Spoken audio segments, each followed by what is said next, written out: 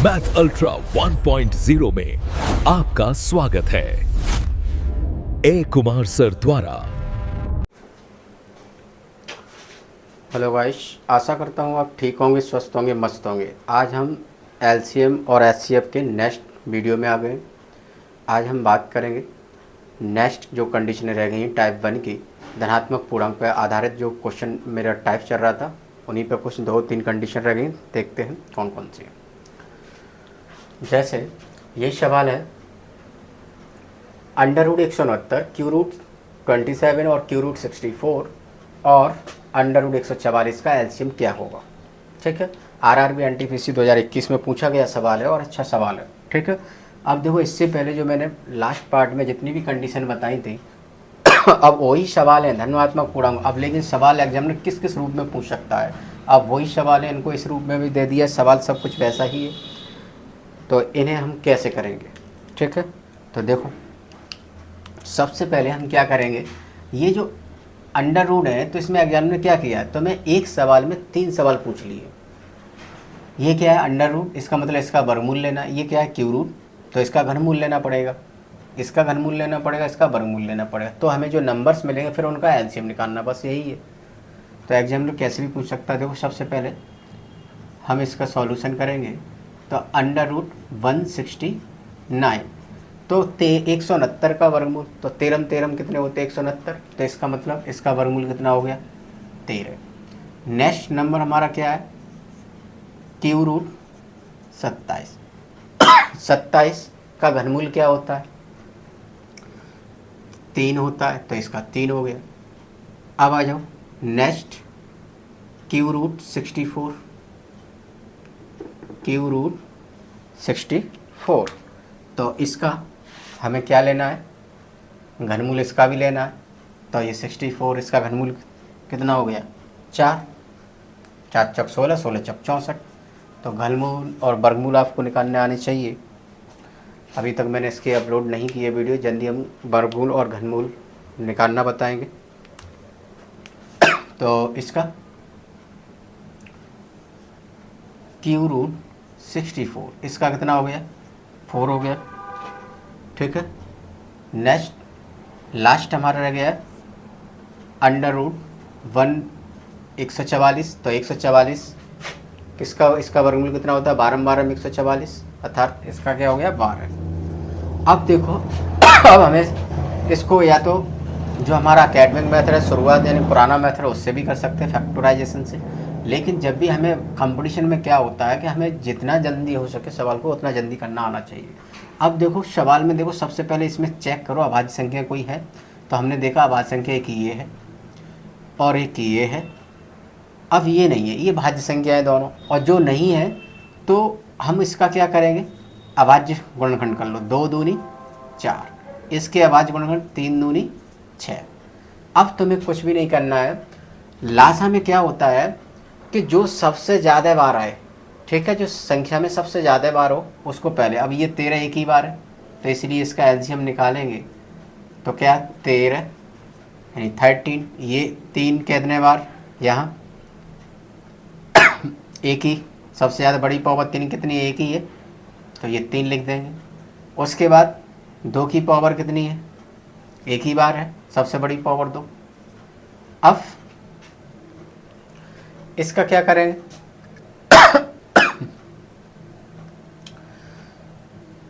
तो यहाँ हम ये देख रहे हैं यहाँ घात कितनी है 2, अधिकतम कितने बार आया था, ये 2 बार आया, यहाँ इसमें 1 बार आया है। तो इन दोनों में ये देखना पड़ता है कि जो नंबर हैं अभाज्य गुणनखंड है वो कितनी तरह की संख्याएं होती हैं। तो जहाँ में 13 है, 3 है, 2 है, मतलब 1 2 3 तरह के अंक होते हैं। तो अब इसमें तुम्हें क्या करना है कि जो अंक जितने बार आए तो वो एलसीएम में उतने बार तुम्हें लिखना। हम देख रहे हैं 13 क्या है एक ही बार आया है, तो एक ही बार लिख दिए। 3 कितने बार आया अधिकतम, तो हम देख रहे हैं एक ही बार है, यहाँ भी एक ही बार आया है, तो 3 एक बार लिख दिया। अब देख रहे हैं 2 अधिकतम कितने बार है, तो हमने देखा इस वाले में 2 अधिकतम कितने बार है 2 बार, और यहाँ 1 बार है, और इनके पास तो है नहीं। तो हमने क्या बताया एलसीएम में जो संख्या अधिक से अधिक बार आए बस वही रख दो। तो यहाँ 2 बार आया था, अब इन दोनों का मल्टीप्लाई कर दो सबका, यही हमारा क्या हो गया एलसीएम। ठीक है, देखो तो 3 दूनी 6 और 6 दूनी 12। ठीक है, तो इसका 12 गुणा 13 यानी 156, ये मेरा आंसर हो गया। ठीक है, अब देखो इसको हम नेक्स्ट इसके और मेथड क्या हो सकते हैं। जैसे हमें वहाँ समय नहीं हो, कुछ ही सेकंड बचे और हमें जल्दी ये टिक मारना है, तो हमने बताया एलसीएम में सबसे पहले ये देखो कि जितने भी नंबर हैं तो उसमें क्या क्या है। देखो इसमें 13 है, तो सबसे पहले हम 13 की भाज्यता से कोई भी एलसीएम करो, सबसे पहले क्या देखो, जितने भी नंबर हैं उसमें और जो ऑप्शन है उसमें भाग दे के देखो, जिसमें पूरा पूरा भाग चला है वो मेरा आंसर होगा। हमने देखा 13 है, तो 13 का जिस ऑप्शन में पूरा भाग चला जाएगा वो मेरा आंसर है। हम देख रहे हैं 13 का भाग इसमें भी जा रहा है, 13 का इसमें भी जा रहा है। ठीक है, अब देखते हैं कौन कौन से ऑप्शन में 13 का भाग जा रहा है। 13 का 13, 2 बचे, 13 दूनी 26, मतलब ये मेरा आंसर हो सकता है 13 की भाज्यता से। ठीक है, इसके बाद इसमें चेक करो 13, 13 दूनी 26, 13 3 अंतर ज़्यादा, 13 दूनी 26, कितने बचे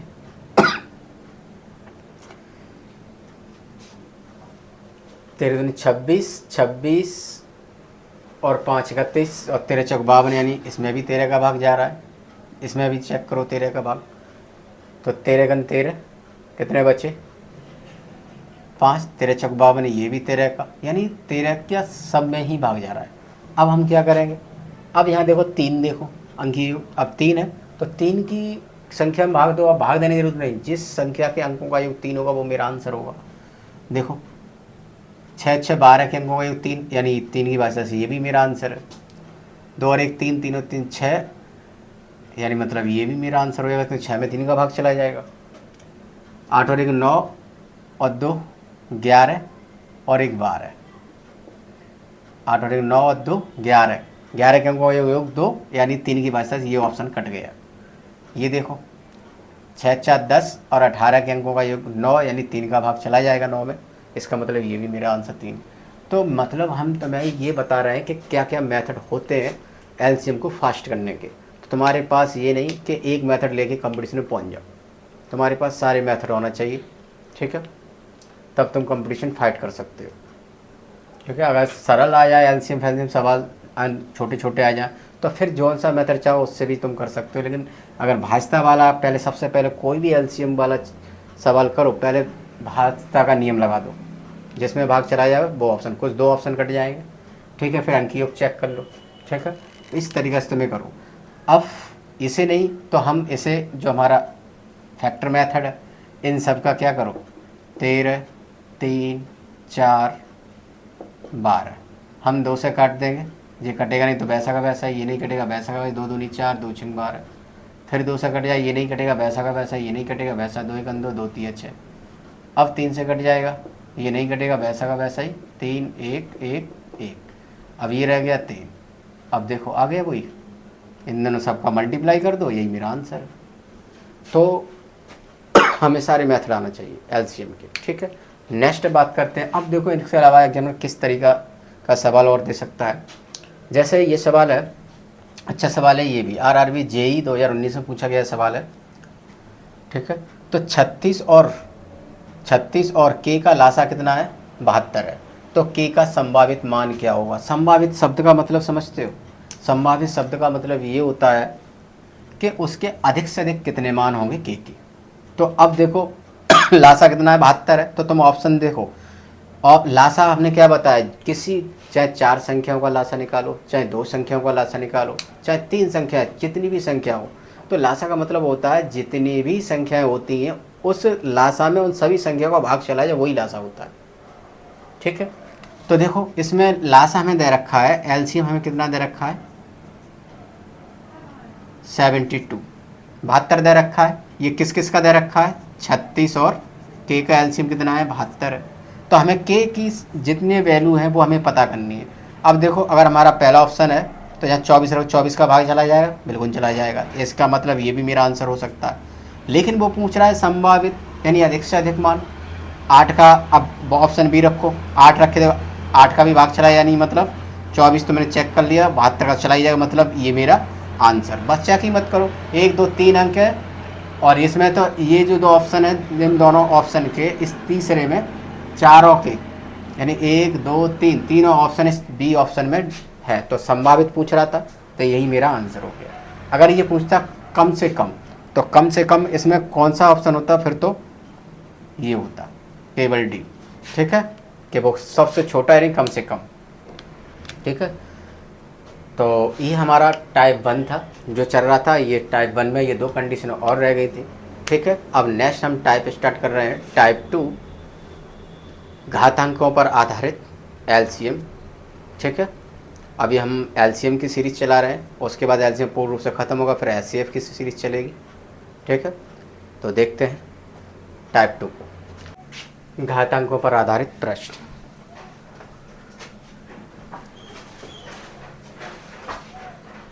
देखो अब टाइप 2 में हम क्या है, अब वो हम बात करेंगे वे सभी सवाल आए जिस पर कोई भी संख्या उस पर घात लगी हो, ठीक है। तो ऐसे सवालों को हम कैसे करेंगे, ये सबसे सरल सवाल यही होते हैं एलसीएम में, समझो, इनसे बिना पेन चला के भी सॉल्व कर सकते हैं, ठीक है।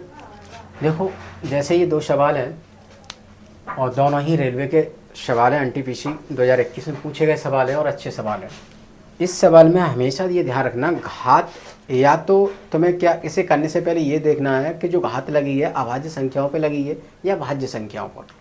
अगर अभाज्य संख्याओं पे लगी है तो तुम्हारे लिए तो बहुत सरल सवाल है, फिर तो बस तुम्हें बस ऑप्शन देखना है, आंसर टिक। और अगर अभाज्य संख्या है तो हम उसका क्या करेंगे, अभाज्य गुणनखंड करेंगे, जैसे कंडीशन ए। अभी हम देख रहे हैं 8 6 4 9, ये चारों संख्या कैसी हैं, भाज्य संख्या हैं, और भाज्य और अभाज्य हम बता चुके हैं। अगर नहीं देखा है तो पिछले वीडियो में भाज्यता वाला जो चैप्टर है नंबर सिस्टम का, ठीक है, तो उसमें अभाज्य के बारे में और भाज्य के बारे में बहुत डीपली बताया है, ठीक है, शॉर्ट में और अच्छा बताया है, ज़्यादा लेंथी वीडियो नहीं है, ठीक है। तो यहाँ भी हम बता दे रहे हैं, देखो अभाज्य उसे संख्या कहते हैं वे सभी संख्या जिनमें केवल स्वयं का ही भाग जाए, यानी खुद का ही भाग जाता है और किसी का नहीं जाता है, वो अभाज्य होती हैं, और इसके अलावा कुछ जितनी रह गई वो सब भाज्य है, बस बात खत्म। या हम इसे ऐसे भी कह सकते हैं, वे सभी संख्याएं जिसके सिर्फ 2 ही गुणनखंड हो तो वो क्या है, अभाज्य, और जिसके 2 से अधिक गुणनखंड हो जाए तो वो क्या है, भाज्य। जैसे 5 है, 5 क्या है, 5 के गुणनखंड करो, 5 एकन 5, 5 और 1 ही होगा, तो अतः इसका मतलब क्या है, ये अभाज्य। और जैसे तुमसे कोई का 6 के करो तो 2 3 6 और 1 2 से अधिक गुणनखंड होगा इसके, ठीक है, तो अतः ये क्या है, भाज्य संख्या है, ठीक है। तो अब देखो इस तरह के सवाल में क्या करेंगे। देखो सबसे पहले ये जो भाज्य संख्या नंबर पावर दे रखी, इनको सबसे कन्वर्ट कर लो तुरंत अभाज्य गुणनखंडों में। तो 8 पे पावर 2 है, ठीक है, तो इसको हम कैसे लिख सकते हैं, 8 को 2 दूनी 4 दूनी 8, और सब पे घात कितनी है, 2, तो तुम भी 2 लगा दो, ठीक है। तो अर्थात इसका मतलब 2 कितने बार है, 3 बार, तो यहाँ पर 2 पे घात 3 लगा सकते हैं, और पहले से घात कितनी है, 2 है। अब कभी भी ऐसा सवाल आ जाए, ठीक है, और ऐसे भी डायरेक्ट दे सकता है बनाया हुआ, तो कन्फ्यूज मत, घात के ऊपर कभी भी घात हो जाए तो इन दोनों का आपस में क्या कर दो, मल्टीप्लाई कर दो। तो ये कितना हो गया, 2 3 6, 2 पे पावर 6। अब ऐसे 6 पे पावर 3 का कर लो, तो हम जानते हैं इसके सिर्फ 2 ही होंगे, 2 3 6, और घात कितनी है, 3 है, तो हमने भी घात। अब ये देखो अलग अलग है, यहाँ कितने थे, 1 तार थे, जब 1 तार होते तो 1 2 3, तो 2 पे घात 3 ऐसे लिख सकते हो, और जब अलग अलग होते तो घात के रूप में नहीं लिख सकते। अब क्या करें, तो ये 2 घात है, ये इस पर भी लगेगी, इस पर भी लगेगी, ठीक वैसे ही जैसे तुम्हारे घर में कोई जितने 2 3 मेहमान आए तो क्या तुम 1 को दोगे चाय, भाई चाय तो सबको दोगे, और 1 को दे दो तो बाकी सब नाराज, तो ठीक वैसे ही कंसेप्ट ये है, ठीक है। तो 2 पे घात 3, 3 पे घात 3, ठीक है, ये हो गए अभाज्य गुणनखंड होगा, ये भी अभाज्य हो गया, ठीक है। अब ऐसे 4 पे घात 6 के देख लो, तो इसे कैसे लेंगे, 2 दूनी 4 और घात 6। अब देखो ये समान है तो इनकी घातें जोड़ो, तो 2 पे घात 2 लिख सकते हैं इसे, और घात कितनी है 6, तो 6 दूनी 12, 2 पे घात 12। इसी प्रकार अब मेरे पास क्या है, 9 पे पावर 3, तो इसे हम कैसे लिख सकते हैं, 3 3 9, और घात कितनी है 3। अब ये भी 1 तार है, तो कितने बार है, 1 2, तो 3 पे पावर 2, और पहले से कितनी है 3, अब घात के ऊपर घात हो तो हमने क्या बताया, गुणा कर दो, 3 दूनी 6, 3 पे घात 6। अब हमारे पास नंबर क्या है, ये, ठीक है, इनका क्या पूछ रहा है, एलसीएम। अब क्या सवाल हो गया। अब तुम्हें क्या देखना है कि ऑप्शन देखो, यहाँ 2 की घात टोटल कितनी हो गई, 6 जे हैं इस वाले में और इस वाले में 12, ठीक है। तो ये हमारा सवाल एक ये इतना हो गया, ठीक है। तो इन दोनों को सबको जोड़ दो, ठीक है। तो 6 पे घात 8 पे घात 2 का मतलब होता है 2 पे पावर 6, ठीक है। और 6 पे घात 3 में कितना आ गया, 2 पे पावर 3, ठीक है। तो इसमें क्या करना है कि ये जो 2 है ना, ये वाले 2 पे घात 3, ठीक है। या इस तरीक़ा से देखो, इसे ऐसे करो आगे। अब ये दोनों के 8 और 6 का क्या था, मल्टीप्लाई, इन दोनों मल्टीप्लाई था, तो इसकी जो वैल्यू जो आई तो इन दोनों का मल्टीप्लाई कर दो, इसलिए 8 पे पावर 2 इंटू 6 पे पावर 3 बराबर, 8 पे पावर 2 की वैल्यू कितनी है, 2 पे पावर 6, 6 पे पावर 3 की वैल्यू हमने कितनी निकाल ली, 2 पे पावर 3 इंटू 3 पे पावर 3। अब देखो ये दोनों के आधार समान हो तो घातें जोड़ दो, 6 जे 3 दे, तो टोटल 2 पे कितनी हो गई, 2 पे पावर 9 और 3 पे पावर 3, ठीक है। अब आ जाओ ये वाले, इन दोनों के बीच में गुणा था, तो देखो 4 पे पावर 6 का कितना आ गया, 2 पे घात 12, तो 4 पे पावर 6 इंटू 9 पे पावर 3, इसकी वैल्यू 2 पे 4 पे पावर 6 का कितनी वैल्यू है, 2 पे पावर 12 इंटू 3 पे पावर 9 पे पावर 3, इसका वैल्यू कितना है, 3 पे पावर 6, 3 पे पावर 6, ठीक है। अब इन दोनों का हमें क्या निकालना था, एलसीएम। अब ये चेक करो, इसमें 2 तरह की संख्या है, 2 और 3, ठीक है। तो 2 और 3 है, तो अब इसमें देखो 2 यहाँ पर ही घात कितनी है, 9 2 पे, और यहाँ कितनी है इस वाले में 12।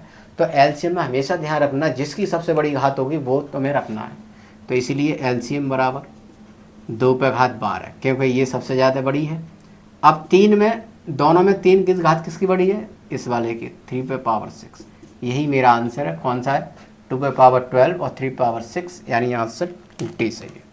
तो इस तरीके से सवाल है, सबसे सरल होते हैं। अब देखो इसी तरीक़ा से ये दूसरा सवाल देखो।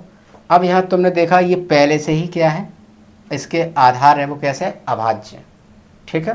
तो जब अभाज्य तो मेरे लिए सरल हो गया, बस इसमें कुछ नहीं है। तो अब तुम्हें ये देखो 2 की सबसे पावर किसके पास ज़्यादा है, इस वाले के पास या इस वाले के पास या इसके पास, 2 ही है ना, हाँ 2 ही है। तो इस वाले के पास ज़्यादा है, तो जिस ऑप्शन में 2 पे घात 4 होगा वो मेरा आंसर होगा। 2 पे घात 3 है, इसका मतलब ये मेरा आंसर नहीं हो सकता है, ठीक है। 2 पे घात 2 है, इसका मतलब ये मेरा आंसर नहीं हो सकता। 2 पे पावर 6 है, मतलब ये मेरा आंसर नहीं हो सकता, 6 तो इसमें घात है ही नहीं। अब आ जाए 2 पे घात 4, बस यही मेरा आंसर है, ख़त्म। तो बात समझ में आ गई। अगर तुम्हें अभाज्य पे घात दे दे तो तुम्हारे लिए सोने पे सुहागा है। अब देखो 3 पे घात, इसमें 3 पे घात 4 है और यहाँ 3 पे घात 6 है, तो किस पे ज़्यादा है, इस पे। तो 3 पे घात 6 है यार, इसमें है। अब 5 पे घात 3 है, इस वाले में कहते हैं 5 पे घात 5 है, तो कौन सा एलसीएम में आएगा, ये बड़ी घात वाला तो है। अब देखो इसमें हम क्या, इसके पास 7 नहीं है लेकिन इसके पास 7 थे, तो मतलब ये आएगा, बस हो गया आंसर। तो बात समझ में आ गई। तो ऐसे सवालों में हमेशा ये ध्यान रखना है सॉल्यूशन में। तो एलसीएम में इसमें क्या लिख देना कि इसकी 2 3 4 की सबसे बड़ी घात, सबसे बड़ी घात वाला